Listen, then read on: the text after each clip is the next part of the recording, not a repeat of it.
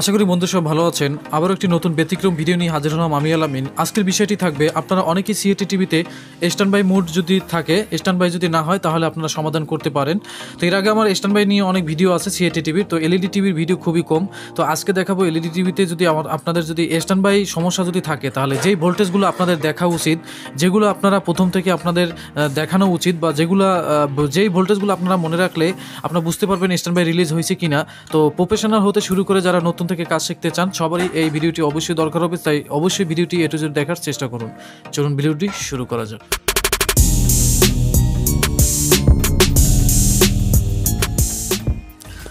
ফিরে আসলাম মূল ভিডিওটির অংশে। তো আমাদের এই সাইডটা তো পাওয়ার সেকশন, এটা আপনারা জানেন। তো বন্ধুরা অনেকেই আপনারা কমেন্ট করে থাকেন যে এ টু জেড ভিডিও দিতে কোথায় কি আছে, তো আস্তে আস্তে সবই দেব, ধৈর্য ধরুন।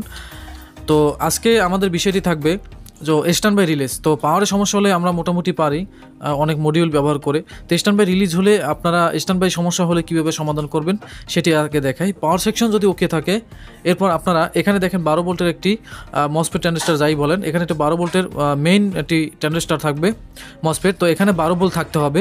তো এই 12 ভোল্টও কিন্তু আপনারা এখানে একটি 6 পিনের একটি আমাদের রেগুলেটর আইসি থাকবে, 6 পিনের ছোট।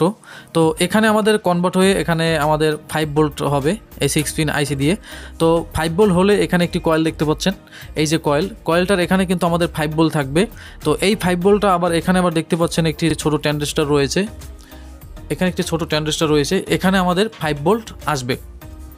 তো এই 5 ভোল্টের কোনো রকম যদি কম আসে তাহলে কিন্তু আমাদের এখানে আবার দেখতে পাচ্ছেন একটি 8 পিনের ডুয়েল চ্যানেল রেগুলেটর আইসি বলে এটাকে।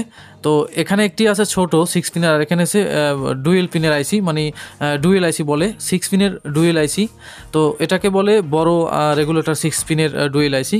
তো এখানে আমাদের যদি মিসিং হয়ে যায়, কোথাও যদি মিসিং হয়ে যায়, ধরেন এখানে আমাদের কয়েল আছে বা এখানে 6 পিনের আইসি আছে, বা এখানে যে ফিল্টার ক্যাপাসিটার আছে বা ছোট সিরামিক ক্যাপাসিটার আছে, এগুলো থেকে যদি কোনো রকমের ভোল্টেজ ড্রপ হয় না আসে তাহলে কিন্তু আমাদের স্ট্যান্ড বাই রিলিজ কখনই হবে না।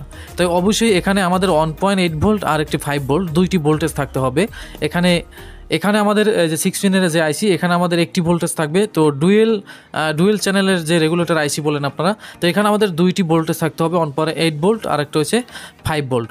তো 1.8-এর জায়গায় যদি কোনো পয়েন্ট মানে সামান্য ভোল্টেজ যদি ড্রপ থাকে তাহলে কিন্তু স্ট্যান্ড বাই রিলিজ হবে না। তো সাধারণত আপনারা জানেন যে বাটন থেকে আমরা স্ট্যান্ড বাই রিলিজ করি বা রিমোট থেকে রিলিজ করি, তখন কিন্তু রেগুলেটর আইসিটি কাজ করে।